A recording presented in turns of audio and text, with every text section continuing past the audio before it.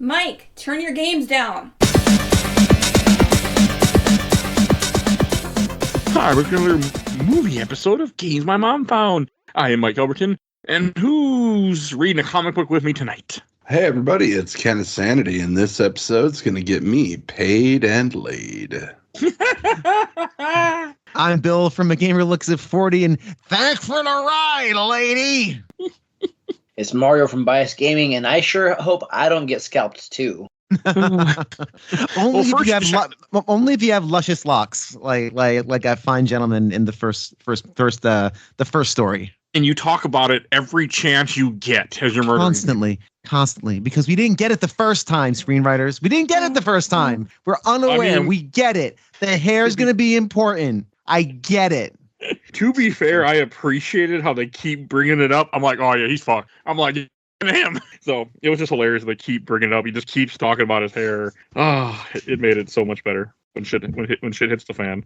And I forgot to say this before, but Ken, what are we talking about? Do you want to introduce it? Yeah, today we're going to be talking about 1987's CreepShow 2, the sequel to my very favorite movie of all time. And this was a Patreon voted in our horror movie sequels. You guys chose this, which I'm happy for because I didn't want to watch the others. So, so thank you.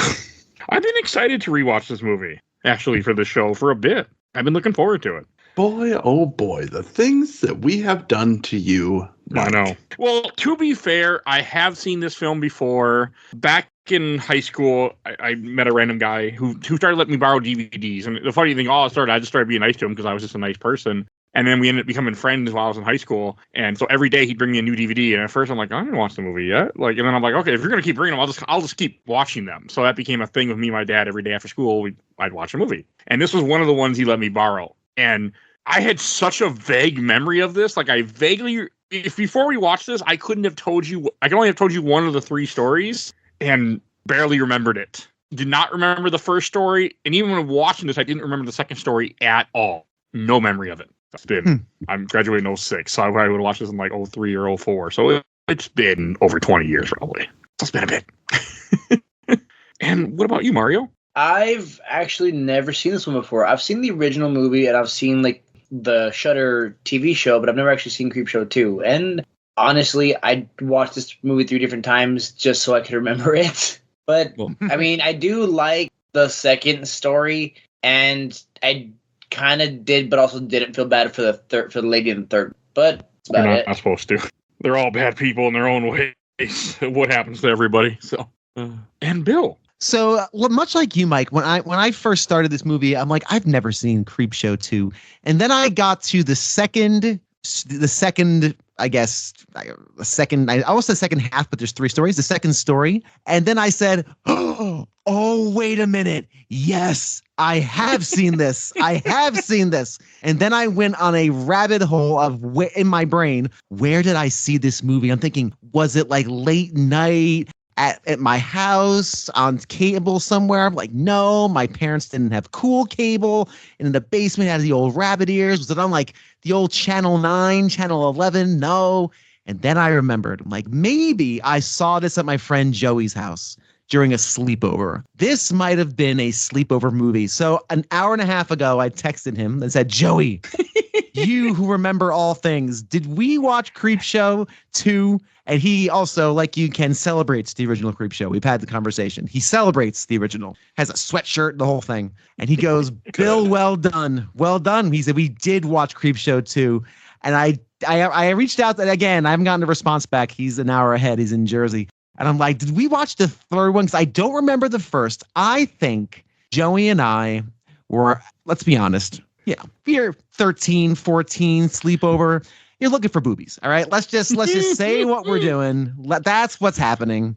And sure enough, we stumble across CreepShow 2. And I don't remember the first story at all. But boy, oh boy, as soon as I saw that glorping up through the middle of the raft in the second one, I went, oh. I remembered it like it was yesterday. All the beats, everything. And I don't know if I remember the third. I might have been really scared and begged him to turn it off after the second, maybe. Because I don't quite remember the third. But boy, oh boy, that second story is permanently ingrained. And I remembered it beat for beat. All the ugly beats, too.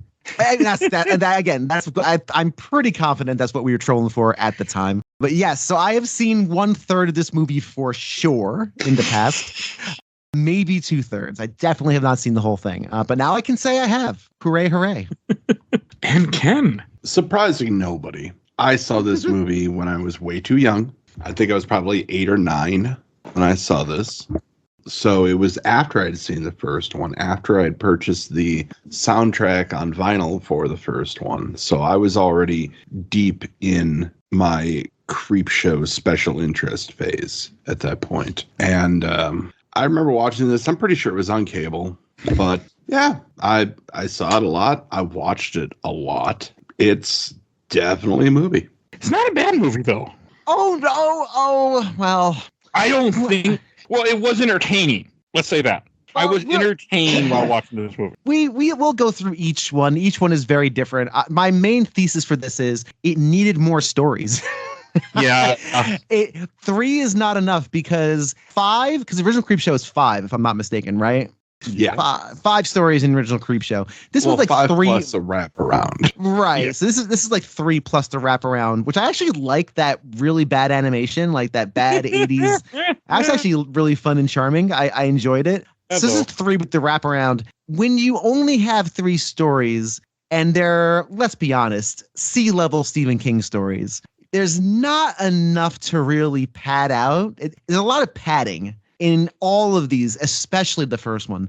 The first one, I felt like Mike Albertin. I was not playing Marvel Snap, but I'm not going to lie. I was busting some packs in Pokemon, the trading card game. I was busting some packs in Pokemon TCG. Not going to lie. I am playing a little bit TCG right now on that new app, and I was busting some packs whilst watching this. I felt like Mike Albertin. Especially that first one. We'll talk about it. But would you believe I didn't play Marvel Snap at all during this movie? That's shocking. Really? I was actually into this movie. Like, the first story is my favorite. As dull as it is. Really? Oh my gosh. Okay. It is dull, but it's like it feels dull on purpose to me.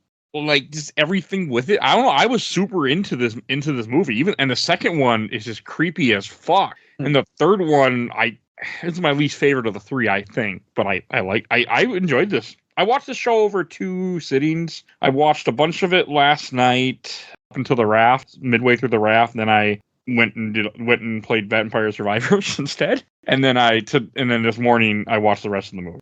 But that's because I wanted to play Vampire Survivors last night. So no, I enjoyed this movie. I could have watched the whole thing in one sitting, but I was talking to my mother and I couldn't do that and watch the movie, but I could do it and play Vampire Survivors. So that's kind of what happened there. But no, I mean, the first story is cool. Like, I remembered the fact that the wooden chieftain was going to come to life. I remembered that the moment I saw him. I'm like, oh, I remember this. He's going to kill some people.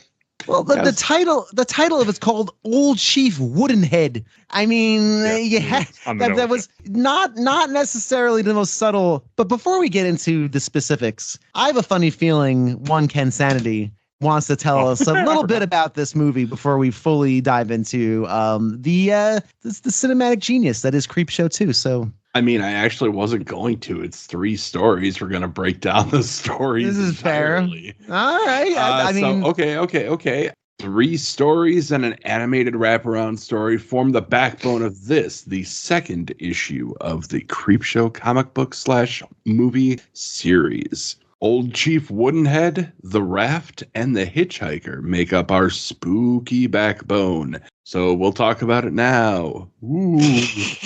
Not my best. I don't care. That's fine. No, but the I don't know what it was, but I really got into the Old Chief Woodhead thing. Like I liked this little dead town in the middle of nowhere, and this guy who's made a lot of money off the town, who now is just kind of helping out the few people that are there, just giving away stuff. Okay. It worked. Like, George Kennedy in that role, severely underrated. Like, you believe that he's a guy that wants to believe the best in people. Mm-hmm. True. And he just wants to help. And God bless him. He's great in this story. He doesn't get much to do, but and he has all day to do it. That's the problem. He doesn't do much, and he's given so much time to do absolutely nothing except set up the fact that he's a nice guy who wants to. He really sets up the gut punch of them getting shot, and I don't know, just goes on for. I found the first movie or first section to be just an absolute slog. I was joyless. I'm like, I just can't wait. And we'll go through it as we go through it. But Mario, what was your take on it? Because I genuinely thought I thought it was good, honestly, and I thought it could have been a little bit longer, actually. Because to me, again, like I don't know why it seemed a lot quicker than I thought it was. Well, than it was, I guess. I got a feeling on this, actually. The front half, where it's just Ray and Martha Spruce living their life. Benjamin comes in, makes the peace, gives them the treasure to hold on to until they can pay their debts. And then with Benjamin's shit nephew coming in and his asshole friends. It leaves Ray and Martha dead. They steal the treasure that Benjamin gave to Ray.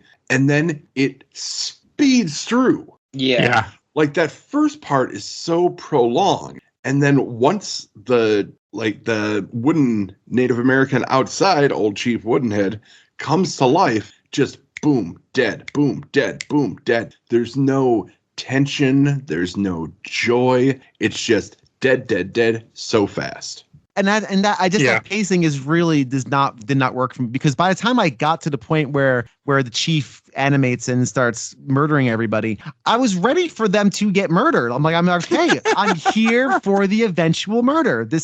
Let's get there. And they weren't even satisfying slayings, especially given, and again, yeah, y'all know me at this point. I like myself a bit of goop. I like myself a little bit of violence and gore. I don't know. I just find it fun. Call me crazy. And you don't even get the scalping that was teased for 25 minutes. He's talking about his hair. Yes, Woodenhead. We get it. He's going to get scalped. I know he's going to get scalped. We don't even get to see the scalping. We don't even get to see the bloop. And that was so disappointing. I was heartily disappointed when I didn't get my scalping. So 2 to 3 slayings in it, other than of course the kindly old couple that gets shotgunned, which was very sad.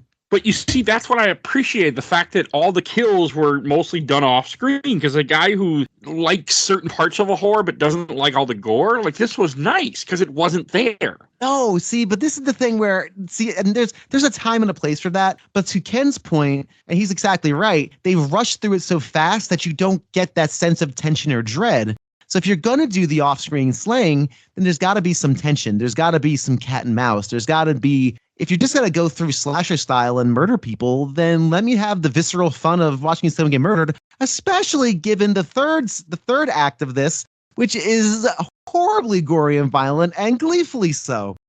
Almost to a ridiculous point. So, it's ridiculous, all right. And it is ridiculous, and I was actually having some fun. So, this first one just did not work for me at all. I mean, and as much as George Kennedy is a treasure, I mean, the man, the cool hand Luke, for God's sake, I just felt like he didn't have much to do, like you said, Ken. And it was just such a slog. I was just, like I said, I was cracking virtual packs. And so really quick, I looked it up and I knew that fucking asshole looks so goddamn familiar. Yep. Where's he from? Everything. He's in literally everything. Yeah. So the actor that plays Sam Waitmoon, the Native American, is actually Irishman Holt McElhenney, who has been in things like Mindhunter, and like he was one of the leads in Mindhunter. If anybody ever watched that, if you haven't, you should. He was in Black Hat, Gangster Squad, a few episodes of CSI.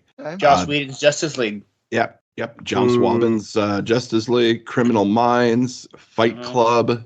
Like, he's been in so many things. Yes. Damn. Okay. And this was his second role. Okay. Curious. Go ahead. Sorry. Oh, I was going to say not only that, but George Kennedy, but Martha Spruce is played by Dorothy Lamour, one of the old Hollywood starlets.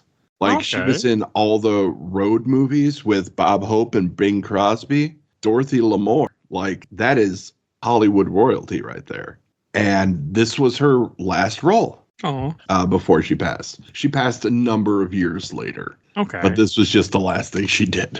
That's kind of a funny thing to go out on a CreepShow too. Yeah, but like on paper, and the fat dude. The I love fat that. dude. His name's Fatso. Yeah, fat stuff, fatso. There's so many different things he's called. He's never called by his name, which is apparently Vince Gribbins. But the X-ray, or what the X-ray is in Amazon, it will tell you the name of the character, or like with the subtitle, I just see subtitle, and when it came up and showed his name, it said Fatso every time. Yeah.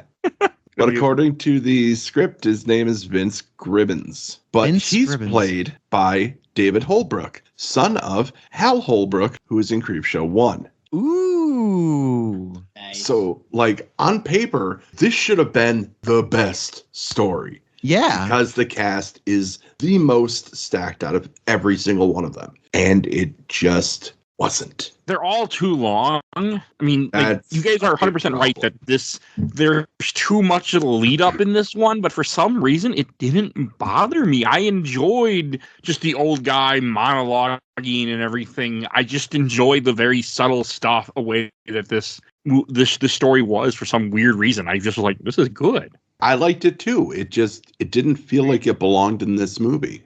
Yeah, and it could be a symptom of expectations for me as well, to be perfectly honest. Again, this is coming off. I knew this was not going to be as good as the first Creepshow.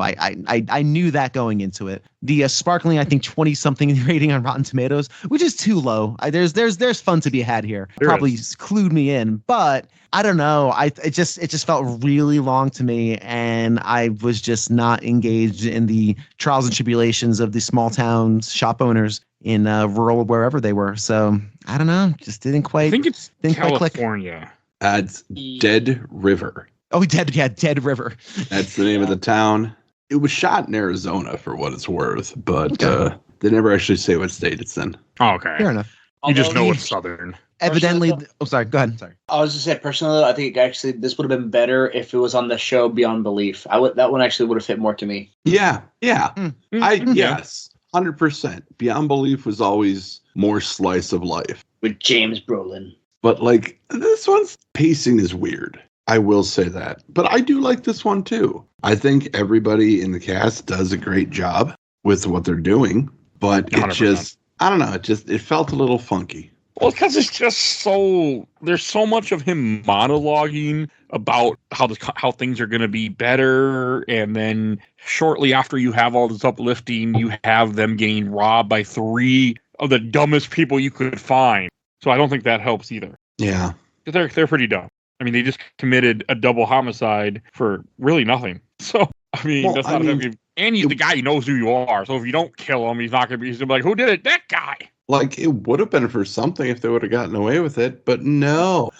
The wooden Native American had to come to life and kill everybody. Well, it's also how stereotypical 80s it is. You have a fat guy, you have a rich kid, and then you just have an asshole. Like, it feels very 80s. With just stunning shiny hair. The pretty boy asshole. Yeah. I mean, Evidently, I don't know. Like, also, there's one point they make her go get the purse. Like, why don't you get the purse yourself? Why are you sending her to do it? Like, I didn't get that. Because they need to fill time. They need to fill time.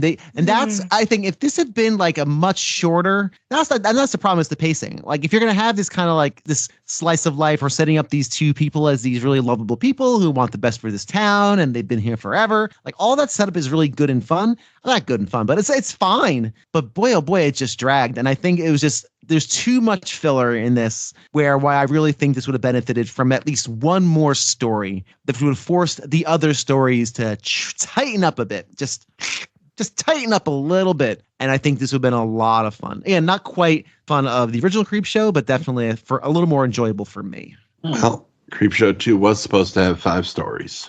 What happened? Budget. Yeah, okay. Is that why it's the cartoon is set in Dexter, Maine, not Derry, Maine? Because they probably couldn't afford the licensing for good old Stephen King's Derry. Oh no, they probably could have. They just I guess to have it be Dexter. Dexter, Maine. Yeah, but the other 2 stories that were supposed to be in here were a story called Cat from Hell, which eventually ended up in the Tales from the Dark Side movie, and a story called Pinfall, which was about ghostly bowling teams. Now, Wow. I've read the script for Pinfall. It's better than you would think. Okay. I actually backed a Kickstarter a while ago that was trying to make it because they never shot it. The Kickstarter was not successful. I'm not that surprised. I'm not either. I mean, there's a comic book of it, I guess, that comes with like the collector's edition of this. Yeah. So you can read it in a comic book form. Yeah, it's not the same though. Yeah, no, I know. It's too bad it didn't. I mean, and you guys are like Bill is 100% right that it is. This would have it's missing the other two stories and cut these shorter would have made it a better movie. I mean, I enjoyed them. I enjoyed all three of them, but it's 100%. They're a little too long. All three of them. I think one of the biggest problems that this has over CreepShow is that Tom Savini, who originally did the effects for CreepShow, is not doing visual effects for this. Oh, why not? He just isn't. Oh. Okay. I mean, he's in this movie. He is in the movie. He plays the creep, the live action guy who drops off the copies of the latest issue of CreepShow. But yeah, he's under a mask. You can't really tell unless you know. Only the reason I know who Tom Savini is because of the show Halloween Wars. Yes. Where they make cakes. I think it was they made cakes. So that's where I know him from because he was a guest on that show a whole bunch. George Romero did not direct this either. No. This was directed by Michael Gornick, who was the director of photography on the original CreepShow. Just to get that in. So and this was produced by Laurel Entertainment, George Romero's production company with Rick Rubenstein. Romero wrote the screenplay, but just didn't want to direct it. From the YouTube video I watched, they said that this is like during a time where Romero was working on a ton of different projects that never happened. Yeah, his still more in his version of Pet Sematary. That would have been awesome. There were a lot. They were listing off like how many movies that guy was trying to get off the ground that just kept failing. Yeah. Like Resident Evil he was supposed to do. So really quick, while we're on a tangent, Ken, I have a question. Yeah. What's the movie with James Remar when he falls in love with a gargoyle? Oh my god, I haven't thought about that movie in forever. Oh my god. I felt like if anyone knew, it would be you. Because I used to get... I said he's checking. Yeah, he's checking. Because I used to get it confused for CreepShow sometimes. Like for one of the CreepShow movies sometimes. I don't know why. Oh man. All right, let's see what we got here. I don't know. Let me come back to you. Again, only because we were on the tangent. I'm like, you know what? Now would be a good time to ask. Yeah, come back to me. We'll figure it out. And I do appreciate throughout the story of some of the other crap that happens, though, that I want to mention. Like, one, you do see it when they have a bunch of CreepShow comics on a spinner rack. I did appreciate that little touch. Touch, but it's adorable. That's why you confuse it for CreepShow. That was from Tales from the Dark Side. What was from Tales from the Dark Side? I knew it had to be one of the two. The gargoyle with James Remar thing. Oh, okay. That was from Tales from the Dark Side. I do want to see Tales from the Dark Side now. It's good. So I had no interest before, but after watching this, and since this is technically the only third movie I'm ever going to get from this series, I want to check that out. Because I'm never watching CreepShow 3 now. I don't recommend it. Yeah, if you don't recommend it, then I know. But and plus, when I heard about that from the YouTube video, they're like, it's just someone else bought the rights for the name because it was up for sale, and then they just made a movie thinking it would work, and it was god awful. So yeah, I'm good. It was. The stuff with the Indian, once they do kill the two people in the store, like, you guys are right that it is too quick. Because I really enjoy it. I love how the fat guy's sitting on his couch and all of a sudden just arrows just go through him. I thought that was a super damn cool death. It would have been a lot cooler if there was some tension leading up to it. Yeah, no, you guys are right. Like, they spend so much time in the beginning, then in the second part of this, it's like they just speed through it. Like, there could have been a little bit more. There definitely could have been a little more. It felt kind of like, oh, that's it. Like, it kind of, like, yes, okay, everybody died who was bad. Got it. But it kind of felt like a damp fart. Like, it was just like a, all right, that's it. That's basically. Good way to put it. Not great. Like, the story itself isn't bad, but the pacing, I don't love it. Yeah, I don't. They did it a little too quick. Yeah. And then like the rich kid, that one's really quick. I do like how they do the shadow thing where you just see like him and get hit by an axe in the shadow, and then all of a sudden his body is thrown on top of a car. Like I do appreciate that, but again, it's also too quick. Yeah, like you talking about it, that was pretty much how long it took in the film. Yep. Yeah. Like, That's the problem. It's so short that you guys are right. You're missing all the tension when we had all this time spent about people talking and handing. We spent this story is over half an hour long, and the killings happen at the 28-minute mark of a 34 minutes when they go the next wraparound. So, yeah. Now, compare that to Father's Day in the original CreepShow. Another story about revenge from, an unjust murder.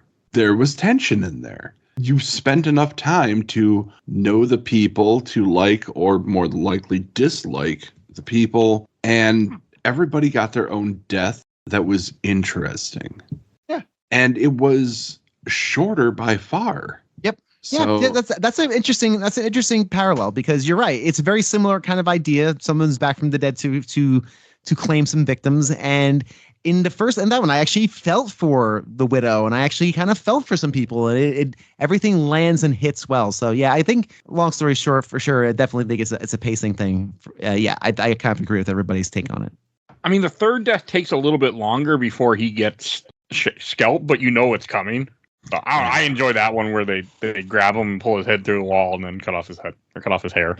I'm gonna side with everybody else. So like, it would have been nice to see it. Yes, I'm okay that I didn't see it, but then again, I'm a different horror fan. My horror is psychological horror completely. I have unfortunately found out that is my thing. Really like psychological horror. I mean, they could have at least showed him, him hunting them at least. That would have made it. Yes, I would have liked that. I'm okay not seeing him have his head partly cut off. Like, that doesn't bother me, but I would have liked a little more of him heading to them. How the hell did he get all the way out to wherever they are? Yeah, give me some sniffing in the dirt, Like, if you're going to lean into Native American, like, tropes and stereotypes, give me the full tracker experience. I want looking at footprints, car prints. I want smelling the dirt. I want rubbing it between your fingers and throwing it up in the air and find out which way the wind's going. I want the whole thing. In that regard, this could have been its own movie. Yeah, there's enough here that you could have made a movie out of it. I mean, hell, you spent half an hour just introducing the couple. You could have had some time with the chieftain, the human one, about with the jewelry and what they owe him. And you could have had a half an hour of the wooden Indian hunting them. It would have been fine. You could easily make an hour and a half movie out of that. No, you really couldn't. I'm sorry. No, I don't want to see anybody with a Kickstarter say, "Hey, let's flesh out this story." No. Put those ideas back in your head. This does not need to be. Do it. This does not need to be. This can just be trimmer. We need less. The less is more in this situation. Because these are like sea-level Stephen King short stories. It's especially the third one. I mean, someone repeating over and over again, "Thanks for the ride, lady," is such an 80s Stephen King thing. It's but I don't think we need I don't think I need the period drama of because then you're gonna find out like how the town went bust. You're gonna have some flashbacks to the town when it was in its heyday. You have to have something with their kids going to college. It's gonna turn into this. It's going to turn into It's a Wonderful Life, just, with murdering Native American statues. And I don't know if we need that in our day and age. We don't need it, but I would have watched it. Money, right? I shall not be contributing to this Kickstarter. I do like when the chieftain finally goes back and all he does is he doesn't check out. I mean, he got the bloody coins or the bloody necklaces back. Like, he doesn't go inside the general store to check on what might have happened. He knows that, he sees the scalp in the wood guy's hand. He says something to him, and I'm like, shouldn't you go in the building and check on, the people that work there? Like, something. Does he actually see the scalp? Does he actually see the scalp in the wooden? Yes. He does. Yeah. Oh, I missed that. I must have been playing. I must have been evolving my my Raichu in Pokemon. I'm sorry. I totally missed that. Okay. But yeah, no, he absolutely sees his nephew's hair held in the hand of an inanimate wooden Native American statue. And he's like, all right, I hope your soul is at rest now, buddy. Yeah, I remember that. I didn't remember there being a scalp. Well, Oh, he sees it.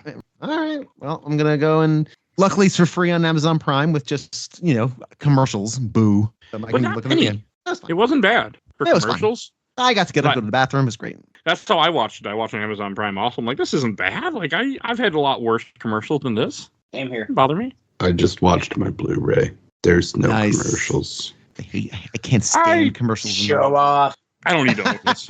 He's a connoisseur. This is a creep show. Of course he has a Blu-ray. It's my special interest. I have all of CreepShow on Blu-ray. That's fair. You have 3 also? Yeah. Wow. Like, it was a limited pressing of 1,500. Bought it at the same time I bought my CreepShow 4K.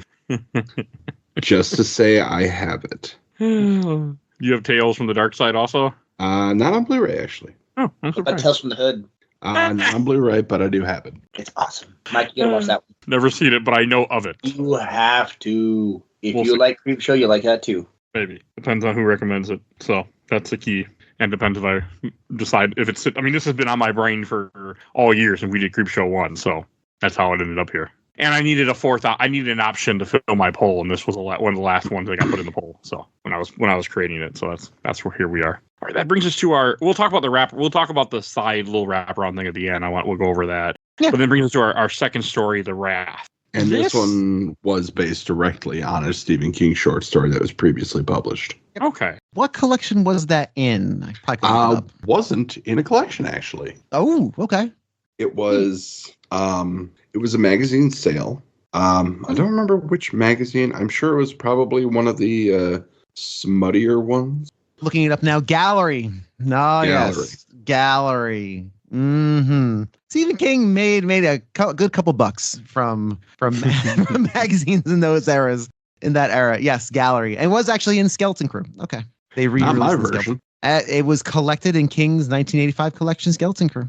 Weird. So one of my jokes with this one, when I was watching, they're like, when they're driving out there, it's like, oh, we drove 50 miles to get here. It better be out there. And all I could think of is a friend of the show, Phoebe, I talk to all the time, who lives in the middle of nowhere. Like, I'll be, oh, I'm going this. Like, oh, an hour drive. That's not that far. And like, it's just funny to me because the guy's complaining about driving. And I'm the same way. I'm like, I had to drive freaking hours. She's like, oh, that's a trip to Walmart. And she's not kidding. But that's what happens when you live in the middle of nowhere. So.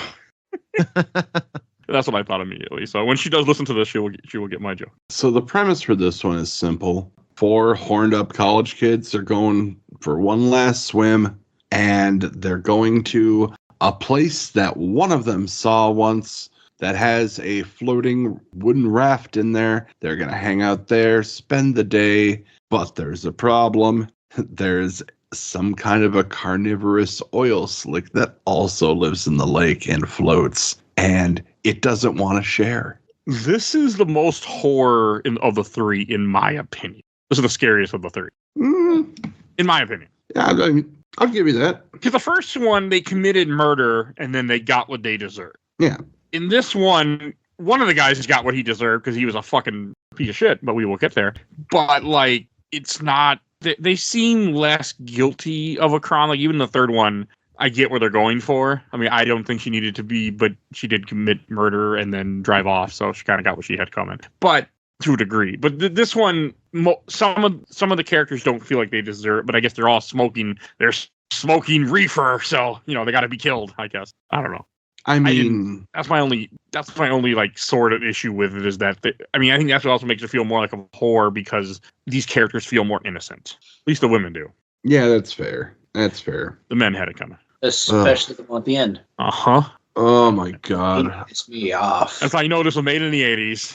Just wouldn't be the 80s without some lighthearted sexual assault. Mm-hmm. I mean, it's a cool little premise of them like going swimming to the raft and the way they kind of like when you as the group is swimming there, you see one of them notice that these ducks are getting eaten by something. Like you see like this, they just disappear into the water. Like something grabs them, but you don't know what. And then when the guy does get to the raft, and he starts noticing something's wrong. That's when he's hurrying as one of the women to get to the raft just in time. it's something about that tension of them just getting to the raft and his fear.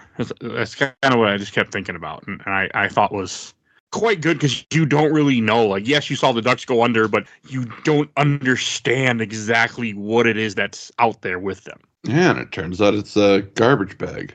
It is a it's a small garbage bag, slowly increasing space. I like how the garbage bag gets larger and larger the more it consumes. I mean, it's good thing it wasn't like the 4th of July, or else that thing would just be the entire lake. I mean, it'd just be the lake. And then you just have to name it Garbage Bag Lake. Well, I don't know. I mean, first off, maybe they deserve to die because they missed the sign that very clearly but exceptionally well hidden said no swimming. I mean, somebody knew. Somebody was trying to warn somebody, but alas and alack, they were too busy getting hotboxed in the is that a Firebird? That car?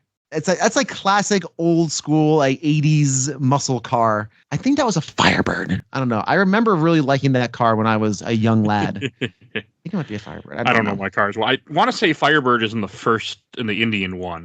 That was a Firebird in the first one, but I'm not a car person at all.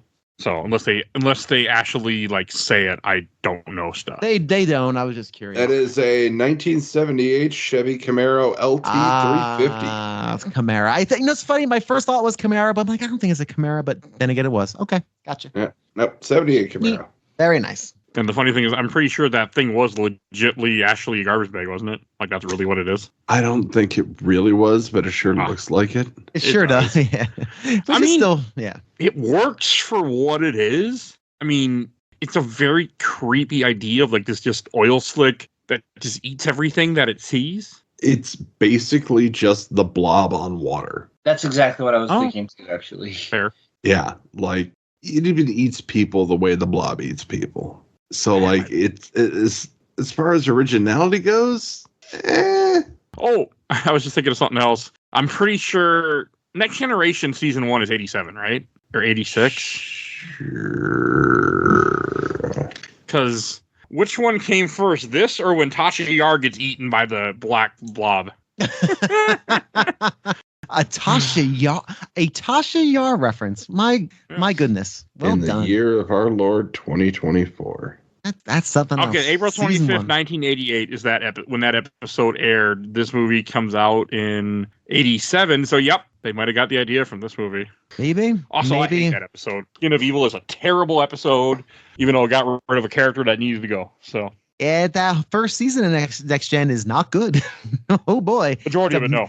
It's a miracle it got out of that first season. Second season, it's better. It really doesn't find its footing till the third. But yeah. Riker gets the beard. Yep. Once Riker gets the beard, now it's all roses from there. But that first season of Next Gen, whoo boy.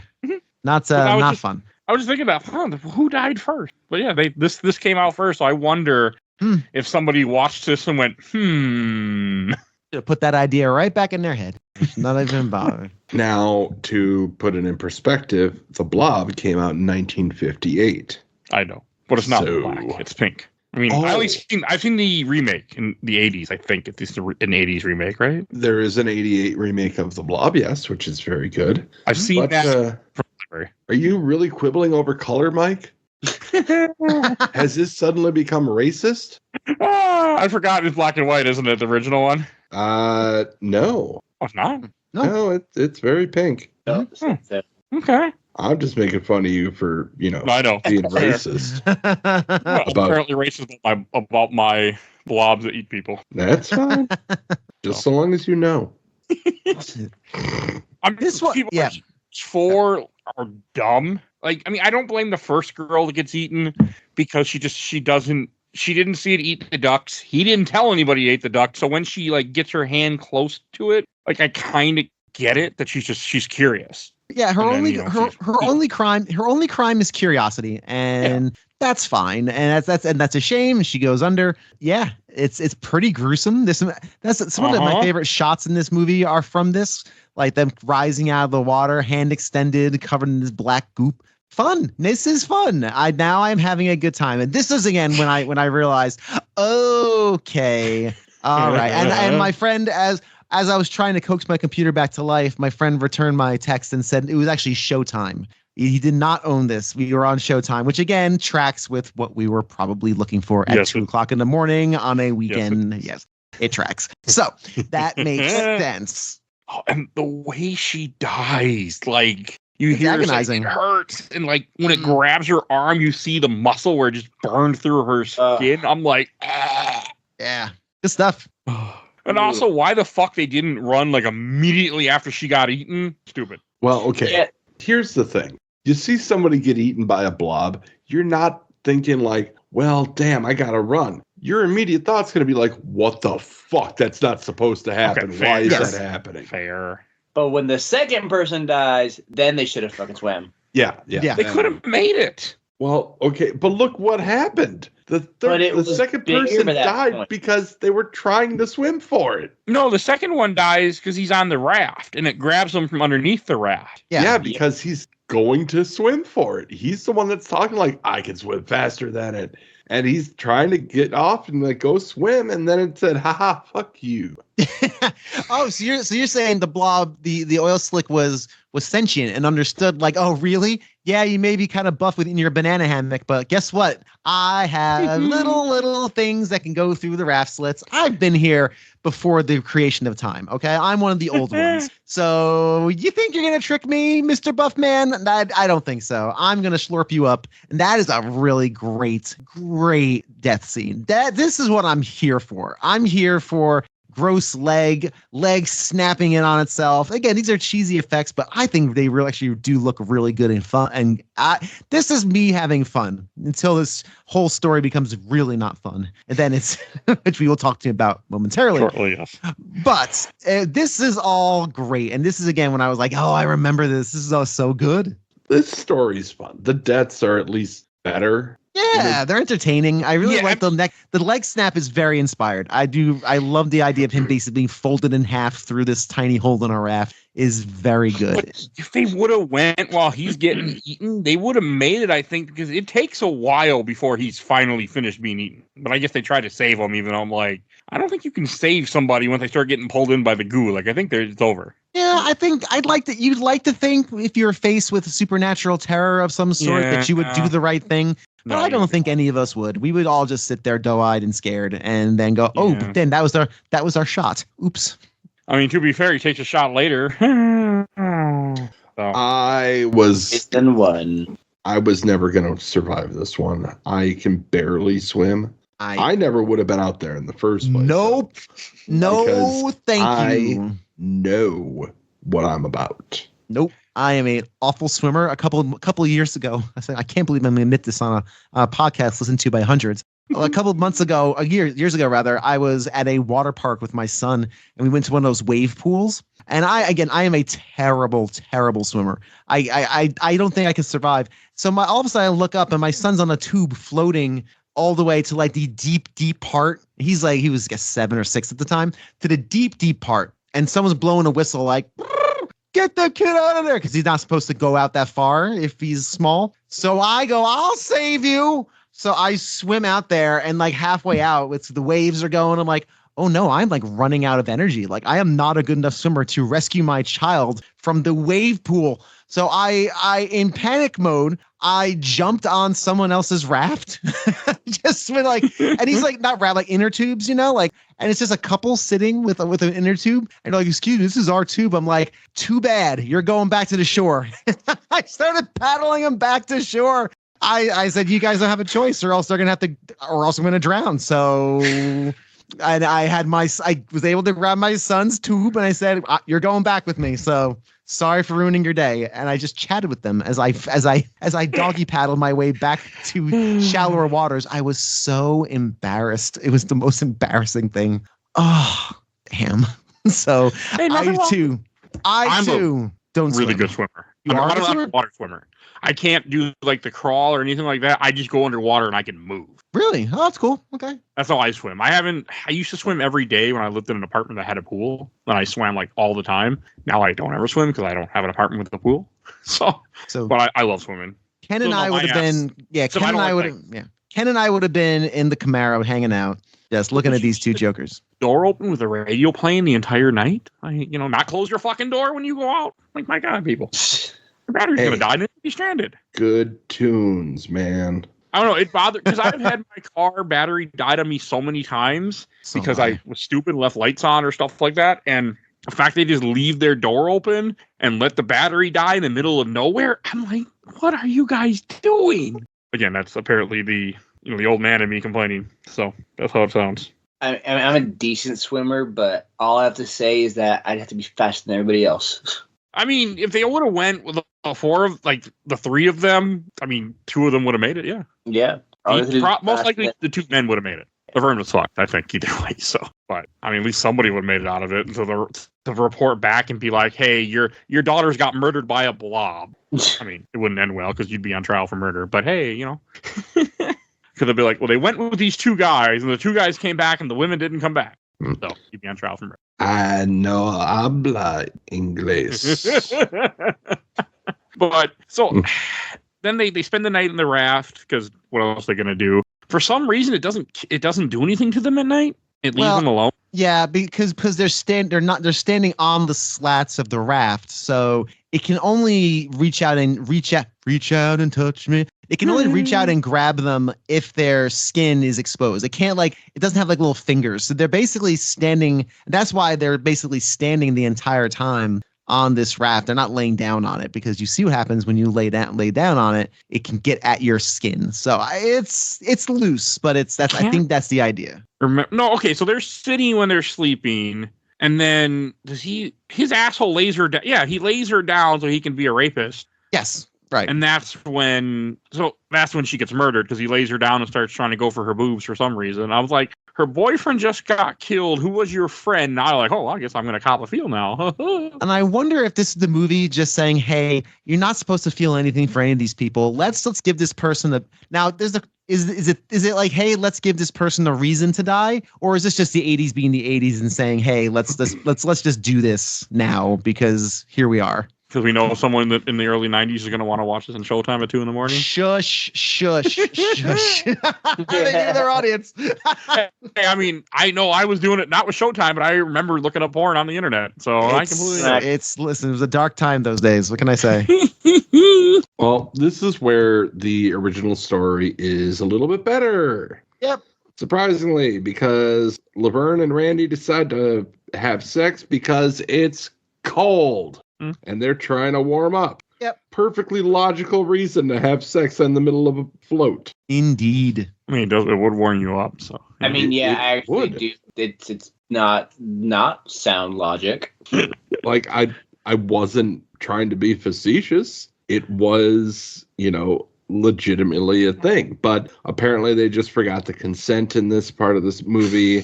Maybe it got cut for budget. Who knows? Yeah. It's the 80s. And then when the fact that she gets murdered because of him being a shithead, like, it's even worse. But then at least he does a smart thing. He abandons her because he can't save her. I mean, at that point, the goo is melting the skin off your face. It's like in your mouth. Like, you're fucked. Like, you ain't surviving this. Like, that's when he makes the right decision after he waits a little bit. I'm watching it right now. She gets pulled in. Then he goes and makes the swim for safety. Well, yeah, because, it's busy. It's got to chew. Yeah. Or whatever. Doesn't take that long. Well, yeah, but he still took his time to start going, though. I mean, if it was us, I'd say, hey, the second Ken goes down, I'm gone. Well, first off, rude. Second off, fair. I mean, I get it, but like, somebody's dying, so might as well save yourself. Right. And then he does the dumb thing once he gets back to shore. He doesn't scamper away. He just goes, ha ha. He stops to talk shit. Yeah, he really does. Don't. Petty. Yeah. Don't. Petty. Sorry, say that again, Mario. I was quoting, This Is the End, where James Franco gets about to be saved, and then he starts being petty, and then. Yep. Yeah. I mean, it's like, why wouldn't you go? You made it to land. You've seen what this thing can do. Why don't you go a little farther inland? Yeah. Don't stop the touchdown dance before you're clearly in the end zone. Okay. Like, my ass would have got in that fucking car and hit reverse immediately. Then yelled, "I beat you!" as I'm hitting reverse and gunning it backwards. Not sitting on the beach line. Because what if that fucker starts climbing out of the water, like more so than it did? Like, I don't want to stick around to find out. But that ending, like where you see the sign, where the camera just pans slowly to the sign, that's a great little ending of the story. I do like that. I like that a lot. It's very much so of like the comic book, and yeah, it was very, very neat little ending. The ending's different in the short story. Randy, I think Randy, right? Doesn't make it off the barge. Nope. He never makes it off. He gets throughout the story. I was kind of just glancing at it as we were talking, and as it goes forward, he's getting more and more entranced by the blob, by the oil slick, until finally he realizes there's nothing he can do, and he just basically succumbs to it and falls in. It's actually a pretty much spookier ending and much more creepy ending than I think the almost not comedy, but the action ending of the film. You can say comedy. It's quite comedic in one sense. I mean, he goes, "I beat you," and then he dies. So I mean, that is comedic. Yeah, that's fair. It is pretty funny. He did have it coming after Pete decided to commit sexual assault on the sleeping woman. So he like I said, it's 80s lighthearted sexual assault. It was a different time. No, I know.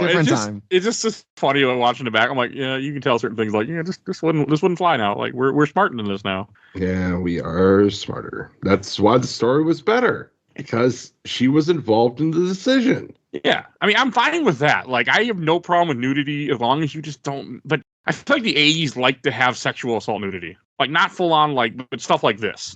Or dumb shit like, oh, I flipped up your shirt. Like, you know, or things like, oh, your pants came off. Like, dumb shit like that. I don't know. Yeah. So that brings us to the last story, the hitchhiker. This one, I like parts of it, but it goes on too long. This is my favorite one. I like the male prostitute who looks like Nathan Fillion. He's not, but for a second, I thought it was. I kind of does. That wouldn't make sense. He does, sense actually. Good call. He looks like him, but I'm like, it can't be, because Nathan Fillion wouldn't look like that in the 80s. I know what he looks like, you know, in the 2000s. So like this wouldn't work. But the fact that the guy has all these Stephen King's books on the bedstand just make me laugh my ass off. Yeah, like come on, get out of here. It's funny, and I don't mind that because it fits, and I like the fact that it's a woman cheating with a male prostitute. I think that's kind of a bold move for the 80s too. Like, that's something I feel like they wouldn't have had, having a woman in charge of her sexuality as much. You don't see it as much. No. I like that. Was nice. I do like the banter that we get. This is fun banter. I do like 6 orgasms. Really? Wow. And you're not the least bit tired. Okay. Cool. They're gonna go drive home. Good on you. Yeah, really. You go, girl. All right. Someone must do cardio. But like, you know, I think it's nice. There needs to be more movies where people hire sex workers and have some light banter about their, you know, the spouse that they're cheating on. Yeah. And the economy in which that they're existing in. Like, look, you know, should I be charging by the orgasm? Like, it's this is actually clever. This is the part where it is like, oh, this is actually clever. Like, this is okay, neat. Again, the show, it's called The Hitchhiker. I kind of have an idea what's going to happen here, but yeah, nothing good. Nothing good. No, but yeah. I don't know. I just really appreciated it. Like, I don't know. I've always been one that, like, I like it when movies or anything let women show their sexuality and they're not just a puppet. Mm-hmm. I like that a lot more, and it was nice to see it in something that, you know, at this time. Now, and I enjoyed it. Like, it just, and I also laughed the fact like they're smoking right after sex, and then she's smoking in the car, and I'm like, yep, that seems accurate for a smoker. Yeah. I used to date a smoker. That's 100% accurate. Like, that's what they do. So it made me chuckle. I don't know. It's just cute where she's like, I got to get home before my husband gets home, and he's never late. Oh, man. What a fun thing. So, yeah, she's a drive-in. Shout out, by the way, to Lois Childs, the actress who plays, what's her name? Annie. Well, maybe not last, but perhaps best known as Holly Goodhead from Moonraker. Wow, that's really a name, huh? Yeah. Really? Man. Moonraker is some of the worst Bond era, or leading up to it. It's not great. I like Moonraker, but it's up there where like Bond just becomes a cartoon villain or a cartoon character with cartoon. I've said this before on the show. I've seen most of the James Bond movies. I could not tell you one from the other. They're all the same movie to me. I don't know why.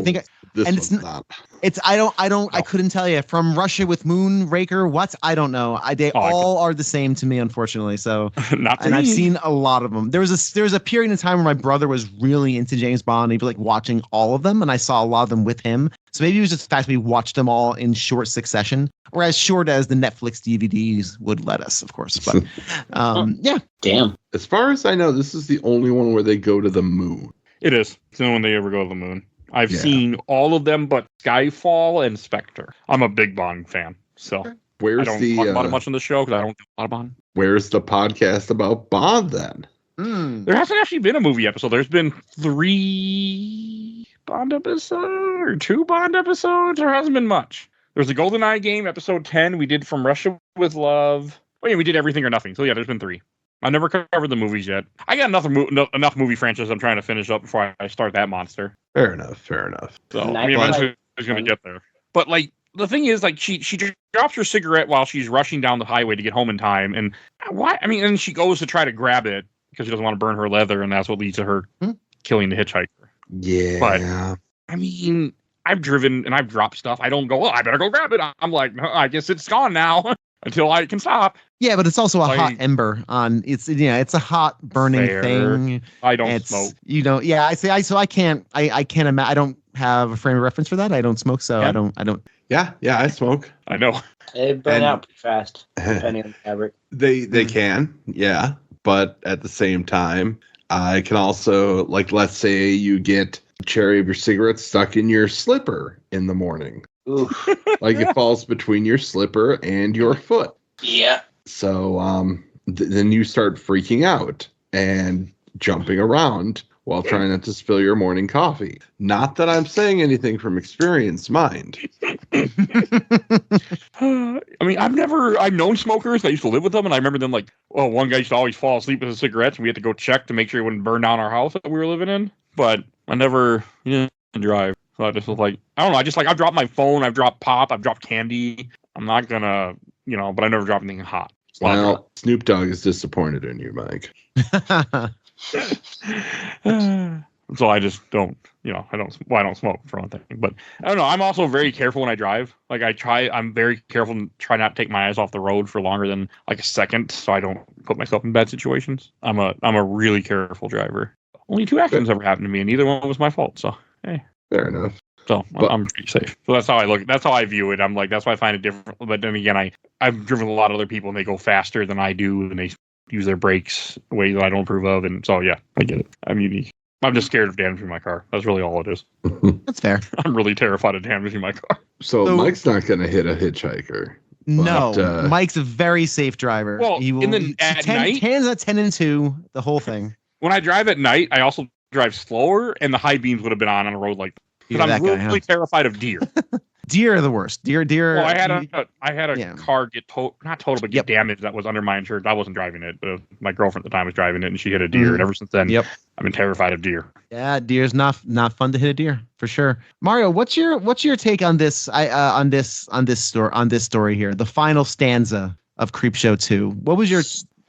So at first, I'm like, yeah, you deserve to get haunted, especially because you're cheating on your husband. But I'm like, well, I mean, she crashed your car how many times already? She drove through a forest, try to get rid of the apparition or whatever. It wasn't terrible, but could have been way better. I think what's interesting about this is that, again, as we discussed in the original Creepshow, a lot of these are all morality tales, right? Like, if you do this bad thing happens to you. That's kind of like the rhythm of this. In the second story with the raft, their really only crime was getting high and going for a swim and not listening, not paying attention to posted signage, which, to their defense, was behind a tree. Like, they're victims of circumstance, but again, the crapulence of Randy towards the end makes it okay for him to die, and they're more victims of a monster. And in this one, when you look at it through that lens, her punishment, it's funny because the whole idea, words not working. I'm sorry. The whole thing of her with the gentleman of the night, I guess you could say, I don't know how to say it. The whole thing with that doesn't really need to be there because it only sets up the fact that she's in a rush to get home. But she could be just coming home from a thing because her crime was not having sex outside of marriage. Her crime was killing a hitchhiker and then driving away. Yes. Now, and again, as a punishment for that crime, it's better than the raft because again, those kids they're just getting high and getting laid. I mean, that's what they were there to do. They're more victims. But this is still kind of delicious and fun in how we as the audience know she's not going to get away. We know we know this. So all the fun now is watching her try to get out of this situation, this insane situation. And the actress who plays that lady, I think she's really good in this. She's actually a lot of fun, and her kind of mental degradation as this insane thing is happening was a lot of fun to watch. I think this might be my favorite of the three, but The Raft is a very close second. If it weren't for the attempted rape, I would definitely say The Raft would be my favorite because it's just a good Stephen King story that's put to screen. That, of course, that even though it is looked at through 80s lens, it's a little much. But I do like this quite a bit as well. This was fun. This just goes on too long. Like, I would have rather. Yeah. Like, you have the scene when he's on top of the car and because she has the hood up because it's a fancy ass car. Like, and then she goes I think she almost ends up in the woods twice. It feels like, and it's just a little too much of like you could cut out a good chunk of this, have her end up at the house, and have the apparition finally kill her, and it still could have worked. Like it's 10 minutes too long. Yeah, everything in this, other than The Raft, you can argue The Raft is like 5 minutes too long. Everything in this movie is 10 to 15 minutes too long, which would have been perfect for another one or two stories. So again, that goes back to my original thesis. But budget. But budget, exactly. I think when I was watching the review, they kept saying that because there was an interview with somebody about this movie, and all he kept saying, like, yeah, budget concerns. Like, he kept saying that. So I'm pretty sure that that's reality. There is a reality. Movies are expensive to make. I totally get it. 4.1 million. Not everyone has that rolling around in their pocket. So I totally get it. And a big part of that might be the fact that they didn't go with Warner Brothers for a distributor this time. They went with New World Pictures. I don't even know who they are. Oh boy. I mean, I think we're gonna find out. I consider myself somewhat knowledgeable of things, and I don't think I've ever heard of them. I'm pretty sure that somebody's written a book on New World.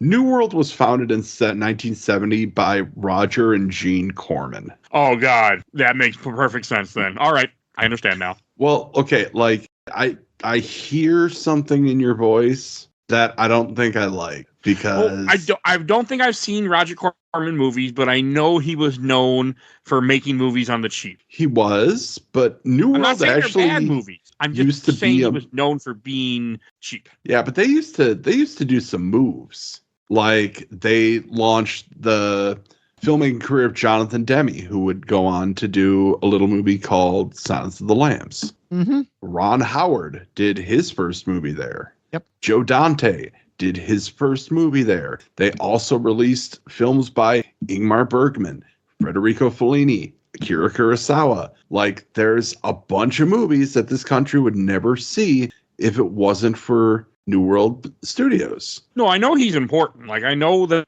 he's a very important figure with movies. I just the name, I was like, that makes a little bit more sense of why things were done a little cheaper, because that was just kind of their way of doing things. Yeah. I mean, you can make some very, very good movies by having to follow limitations. I mean, there are things out there, like video games I can think of more, but like who have to follow limitations and end up becoming amazing because of the limitations. So, no, I mean, I get it. I don't know. I'm looking at their movies that they released, and I really don't know any of these, but that's not that surprising, to be honest. Fair. Because I'm not a big movie guy. I mean, because of this podcast, they did the first Hellraiser. Yeah. I have become more of a movie guy, but like before this, I really wasn't that guy. Well, we'll get you there. You have. We're working on it. We're already getting you there. You're already there. I've seen two movies that the studios produced before this: Hellbound 1 and Hellraiser 1 and Hellraiser 2. So hey, there's something. Yeah. What about Elvira? Never seen Elvira. I kind of want to be honest. I just never have. I want to meet her.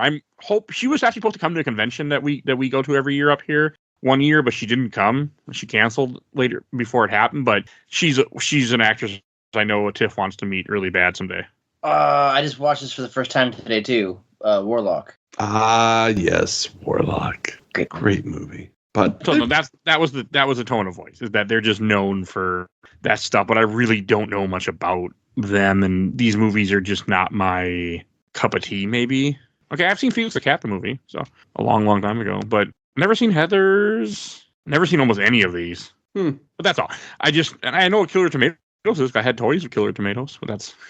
Also, one of the last movies they distributed before folding was the Dolph Lundgren Punisher movie. I liked the film the one time I saw it because of the same friend that borrowed me Creepshow 1 and 2.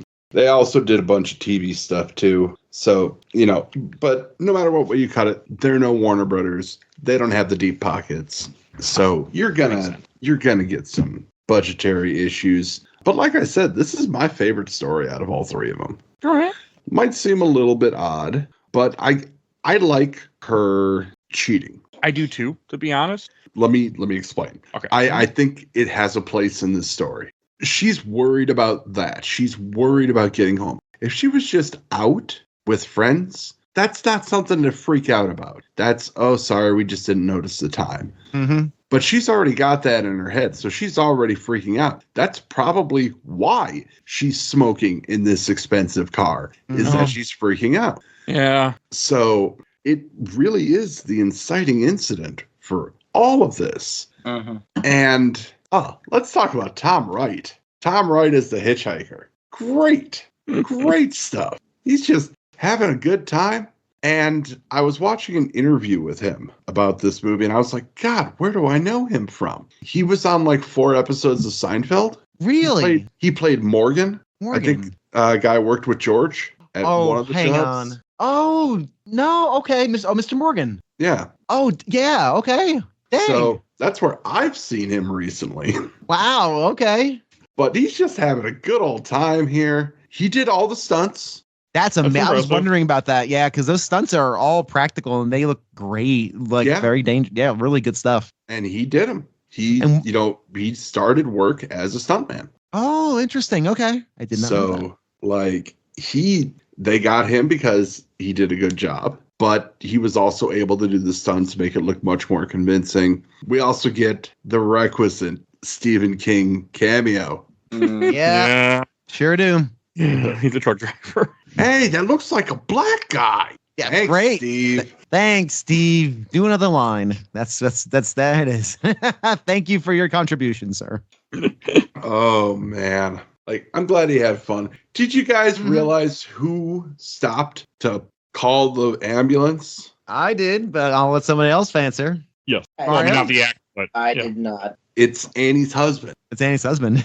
yeah, That's why he's not home. Oh, Yep. shit. because he stopped all about the murder that she did. Yep. I was also thinking about it, like, what did you do back then? Because the average person wouldn't have a car phone. Like, if you hit somebody, like, you just sit there. Well, Uncle Stevie would have had a CB radio in his truck, and they could have gotten in touch with the authorities that way. Yep. Right. Okay, so I mean, I guess you would just sit there then wait, right? You just wait for somebody to get you just wait for somebody to come by who be able to go and get help, or like you said, a trucker with a CB would be able to get emergency services. Yeah. It wasn't a terribly efficient use of time back then. No, it really wasn't. I mean, I think cell phones are a wonderful invention just to be able to have that communication with a person. But another one, she just kind of dies at the end. Well, kills. It's supposed to be he killed her because when the husband finds her, she's got the sign that says Dover, the same sign he had. Yeah, and she's got like some vague finger marks on her neck. So like, I don't know. I guess he strangled her. Whatever. Yeah. Like, it would have been better if she had been just put up against a garage wall and just the car slammed into her repeatedly. That would have been a good way to end this story. Yeah, but maybe they didn't how want did her. she die of a car accident in the garage? What?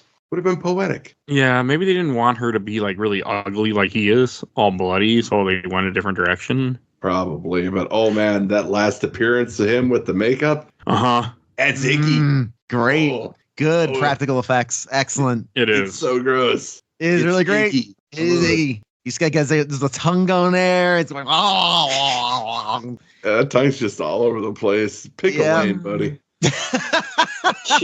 It is really grotesque, and I again, this is me. I'm not saying again, this makes you sound like an insane person, but I've said worse on the show. I think I really appreciate those really gross practical effects. That is definitely not pleasant. What's sad and by the way, she dies from carbon monoxide poisoning, not the creature. Oh yeah, she doesn't die from the creature going because I don't think that thing had a functioning mouth anymore. I think it was all just tongue and. Oh yeah, because the car's still running, the garage door is closed. Yep. So yeah, she's carbon monoxide poisoning. And when the husband comes home, she's not devoured. She's just there, dead, with the Dover sign wrapped around her neck. And by the way, what an advertisement for Mercedes-Benz. That German engineering takes a licking and keeps on ticking. That thing comes in like it came out of a rally, like one of those like demolition derbies. That thing, and I'm amazed that thing kept running after every time she slammed the poor hitchhiker into the tree. I'm like, that's it. Her radiator's cracked. It's over. It's done. Nope. Takes a licking and keeps on ticking. Amazing. I mean, I guarantee you Mercedes paid some money for that car to be in this movie, so. No. No, they didn't. No. Oh. This was back in the day before that happened. Oh, okay. Because I was like, anytime I see that now, I was like, yep, they paid. Like in not Quantum's House, Casino Royale, he has James Bond has a Heineken because Heineken paid. Like, yep. Yeah, I don't think anyone's paying. I don't think Mercedes-Benz. I can't imagine a representative from Mercedes-Benz reading over the script, going, "Okay, so what are you using our vehicle for? To slowly and surely maim a hitchhiker over and over again until he turns into a bloody pulp. Sure, sign off. Excellent. We'll pay for that. Yes, definitely. Okay, good point. No, I don't think that would have passed board, even with the fine folks at Mercedes-Benz. The only thing it shows for Mercedes is that maybe cars for Mercedes in the 80s could take a beating, but that's about it. This is true. This is true. I do want to talk about one name before we stop talking about this story. Okay. I want to talk about the name Lucille Fletcher. Because Lucille Fletcher is the one that actually wrote The Hitchhiker, the story. This one isn't a Stephen King story. Oh. Yeah. This was actually, they even made it into a 2004 play. Ooh, a play. This just seems odd. Yeah. Like, there were some differences in her story, but hers was the original story, and they did adapt it to this. But I just wanted to make sure we got her name out there, too, because she was the one who wrote the original story that this part of CreepShow 2 was based on. It's interesting that it's not a Stephen King story. It's a little hacky, let's be honest. It's not the best story, but like I said, it was my favorite out of all three of these. Just, I really bought her breakdown as she was driving. Oh yeah, no, she pulls it off well. Yeah. Like she did well. And then the last thing to talk about is just the wraparound story that you have the animation that really doesn't look great. It looks like the old Care Bears movie. I was thinking Puff the Magic Dragon, but okay. That too.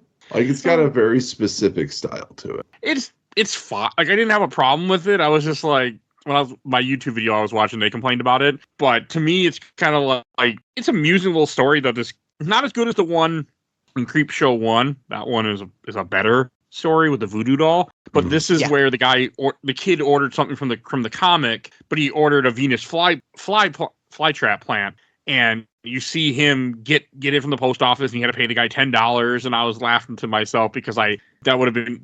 There's a name for that where you have it shipped to you, then you pay when you pick it up. It's called, I think, COD.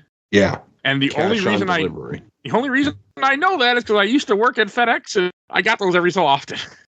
And I will never forget having to call my manager at 9:00 at night, being like, "What the fuck do I do with this?" Because we never got them, and having to wake her up. Well, maybe at 10 o'clock. We were open until 11 a.m. or 11 p.m. at the time. So it was a late night. They came to pick this up, and I'm like, "What the fuck am I doing?" So I will never forget that. So that's what it reminded me of, working at FedEx. Hey, not often I get to make reference to my FedEx stories anymore. No, I mean, hey, when you got the experience, man. It was just funny because I was like, I know. And when he pays the $10, I'm like, $10.87. That'd be a decent amount of money. So I didn't do the calculator to see what that would be. I really like this. I really like this animation. I think this is fun. Do we know who animated this? Yes, we do. Okay, I didn't bother looking this up. I didn't bother looking it up. Yep, no, it was Rick Catazone. He also did work on CreepShow Okay. for the animations that were going on in there. He's done a lot of animation work. He did some work on Evil Dead 2. He also did some animation work for the CreepShow series, about 6 episodes worth of work. Nice. So most importantly, most interestingly, actually, he was the one who animated the ending credits for the original Night of the Living Dead. Oh, neat. Okay. So Interesting. I like this animation. This is there's something fun and sloppy and messy and silly. This is kind of like, I think the most CreepShow thing about this entire CreepShow 2 is this animation. It's again more spooky than gory and gross. I don't know. I really like this, and I'm trying to place why as I talk about it. I should have thought about it sooner and presented this thought to the podcast instead of just trying to work it out live. But I like this. This was fun. This was a lot of fun. Like it's really good looking. Yeah. Like the level of detail on it is shockingly good. And like, the evil in Billy's face when these fly traps rise up and eat the awful bullies. Really good stuff. And I love, and again, very smart use of repetition. They make it very clear that the main bully has a spur on his boot. And of course, that's the final thing the Venus flytrap spits out as he devours the hapless young lad. Again, this is good. I like this. This is the fantasy of every kid who's been bullied by somebody, that some monster that you control just comes out of the woodwork and devours your tormentors. Like it's really good. I like this. It's a very accurate thing, though. But yeah, totally. But this is fun stuff. And Tom Savini doing the voice of the creep, which I thought was fun. He was very good. All the puns are really nice. Boo. Yeah, I didn't mind it because again, it seemed very old school comic booky. I'm usually I'll boo a pun with anybody, but for some reason in this one it didn't. Maybe because the movie was almost over, and I was like, all right, okay. But I didn't mind it too much in this because it fit the vibe of those old comic books. So I excuse it this time. Fair enough. No, I think that's fair completely. I didn't mind it. I like how it ends again with live action for the very brief scene too. Like, I thought that was a good touch. Don't like that mask. I don't want to see someone walking around with that creepy. The mask is terrible. Not good. No, thank you. It's a little too much. Yeah. So I had my problem with it too. Mario, anything to say about the wraparound? No, besides, you know what? Everything Bill said, I agree with. Because oh god, oh, I know that look on his face. Oh, I wish I could do that still. But alas, I couldn't get away with it. But although I will say though that the creeper, the mask, it does actually remind me of the description of a mask from Goosebumps. Actually, the way that the way the mask itself looks, the way it moves, it just genuinely reminds me of the description of another mask at the ending of one of the Goosebumps books called The Haunted. Okay. Old wrinkly face, old man look to it. That was described in the ending of that book. I used to read so much Goosebumps. I so much. That was a regular thing at my house as a young lad.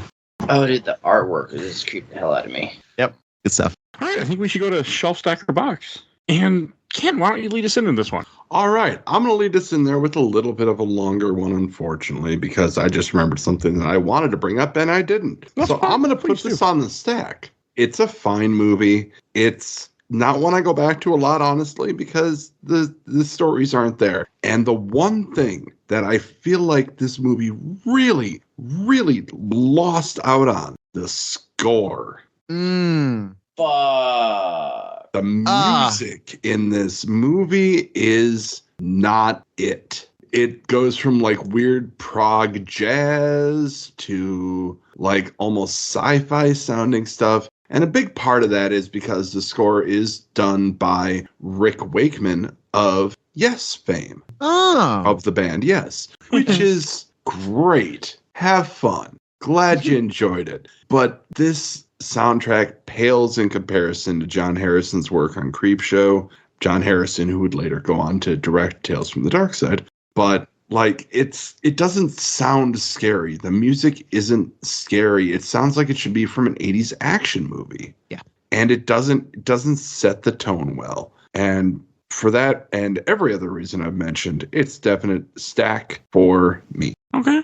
I'll piggyback off yours. I'm also going to put it in the stack. I had fun, but it's going in the stack. Not my favorite. I didn't enjoy it as much as CreepShow 1. It was just missing something. All right. And what about you, Bill? It's funny. When I first walked into this recording, I was definitely going to put this in the box. But as we've talked about it, I've talked myself into the stack as well. I realized in hindsight, I had more fun with this than I expected. I honestly, as I was going through, I saw it was an hour and a half long. It was, again, trim exactly 90 minutes. And I'm like, after the first third of it, I'm like, I am not going to spend more than another half an hour. I'm going to skim through it. And I ended up not. I ended up watching for its full 90. So if nothing else, just for that reason alone, I'm going to put this on the stack. There's some parts of this I actually loathe, but the fun parts are fun enough to warrant revisiting. And it brought up a strange childhood memory, if nothing else, and allowed my friend in New Jersey, 1,700 miles away from where I am now, to have a nice little nostalgic moment of, oh yeah, we did that at one point. So yeah, I'll put this on the stack. It's a mixed bag for sure. But the good parts are good and the bad parts are bad. So there it is. All right. And Mario. I guess the stack's all around, but mine's kind of different though. Although when Ken brought up the music, I'm like, actually, now that I think about it, I don't remember anything of the music, actually, now that I think about it. Like, nothing stuck to me. However, though, I did watch this movie in the past couple of days, several different times, trying to make sure I actually remember each story. But over those couple of days, for each time I watched those stories, I spent more time with it. I thought, you know what? Each story had potential, and that's why it's not in the box, because each one, for whatever reason, for whatever different reasons, they grabbed me each time. It's just, again, the execution. Like, I love the first story. That one is my favorite one. I bonded to bond with the store owners, and I'm glad they got their comeuppance at the end. But I wanted more time with it. Maybe we could have seen the hunt a little more. Maybe we could have spent more time with the store owners. Get a little more attached. Besides them just, oh, here, hold the Native American jewels, and you're screwed. Sorry. Oh well. And then the second story on the lake. Again, I see what they were going for. Yeah, it looked like a giant trash bag, but that to me, like the way the trash in it on the lake and how it spread out, it kind of worked for me. Like in a really weird way, kind of like how it made me think on it in a weird way of Resident Evil, but in the laser grid scene, because that scene is actually based off of trash bags being used in a museum. Like just each black piece reflecting each other, and it made me appreciate it a little that this story a little bit more. So, the aesthetic of it and the simplicity of it. And then the last one, she could have died a different way. You could have shown her, instead of it being, oh, she's strangled or she was held there and she suffocated from carbon monoxide. Make it a little more creative, like you guys said. Show her beaten up and mangled. Hell, show her stuck somewhat inside the hood. Like a tuft of hair coming out of it, something. And the fact that, again, Cam pointed out that was the husband on the way back. I'm like, oh, okay, yeah, this had potential. It genuinely did. Each story did. And then of course there's the wraparound. I almost said a different word, but again, like Bill said, every kid, could see themselves in his shoes, and setting the monster loose on these bullies. I sure as hell wanted to, definitely. But again, that's why it's in the stack. Every single story has potential. Every single story caught me in its own way. I related. I got it. It was just like you all said. It could have been so much better. So stack for me. All right. I didn't expect 4 stacks when this started. Oh, I bet. So, yeah, did not expect that. But if you notice that they're all stacks for slightly different reasons. It's always interesting, though, when we all kind of fall in the same choice. So, it's one of those things. All right, I think that's... Yeah, and as I said at the top of this episode, this was a Patreon-voted episode, so you can do that, too. And apparently, since Bill ran away again, and then we had a lot of noise. All right, so yeah, we're on plugs, so we'll just go to plugs. Ken, where do people find you at? You can find me here. I'm on a lot of episodes of Games My Mom Found. You can find me on Twitter, X, Blue Sky, at Kenneth Sanity. You can also find me soon to be on my own movie podcast coming very soon. I know I keep saying that, and I'm sure you're all sick of hearing about it, but you're going to hear about it more. So stiff upper lip, everybody. And once it finally comes out, you're going to hear it all the time. So, because I'll mention it all the time. So it's coming someday, right? This year. Yes, it is coming. So, all right. And unfortunately, as I kind of commented, Bill's computer decided to die. So I just want to plug out Gamer Looks at 40. The show is currently on a break right now until January. He'll be back, but he has tons of episodes to go check out. He talks tons of Final Fantasy. If you listen to his old content, he talked a ton of Zelda. Definitely go check out his show. Very well done show. Much more well produced than this show is. Different type of show, but produces a really good show. So I always give him credit for that. I make a different type of show. I don't interview multiple people and cut everything together into a really good narrative. I just open up microphone and start talking shit about stuff or praising. Usually praise. Sometimes we talk shit. Usually praise though. So there's not a lot of shit talk anymore on this show in general about games or movies or anything. Every so often something bad slips in there just because, but normally I try to do stuff that I'm excited for. It's just sometimes I'm excited for stuff and then it turns out to be trash. That's different, but it's not on like I don't play a bad game on purpose or like a bad movie on purpose usually, unless I'm just trying to complete a series. Oh, so you don't hate game? Not anymore. Early in the podcast, there was a lot of that. I want to say there was stuff that we would do to irritate each other, but not anymore. Well, to be fair, the person that picks the games is me, so I don't want to piss off myself. Like, I'll be completely honest with you guys. Life is way too short. It is. Why spend it doing things that you don't like? I mean, it's way cooler to like stuff. There are times where I do things that I don't like. There have been games I played that I don't enjoy, but the anticipation was there when the game got put on the show, and then the game just turned out not to be good. But it's never like something that I know is bad or something that I know I won't like. Well, I mean, except in the case that I am watching a horror movie soon that I'm not excited for, but the poster made me do it. So, but that's another story. All right, and Mario, where can people find you at? People can find me on Spotify under Biased Gaming and on Facebook under Biased Gaming Media and Cosplay, and occasionally on Game Time Mom Found with you guys. Yeah, we're getting you on. And also on Discord, join our Discord. You can, if you want to be on the show, that's how you can do it. If you want to chat with us, everything like that, just join the Discord. You will see a link in the show notes of every single episode at this point. So definitely go do that. If you want to support the show, we have a Patreon. For those that already vote in our Patreon polls, we have 1 to 2 every month, depending on if Mike is caught up or not. And that's how this got voted. And I do a bunch of polls. So definitely go join that, and you get to support the show and affect the show. And if you want to and what was I going to say? Damn it. All right, so Discord. Oh, yeah. And while you're shouting my awesome intro and outro, because Helena at Hell Has Fear. You can follow her on TikTok and Instagram.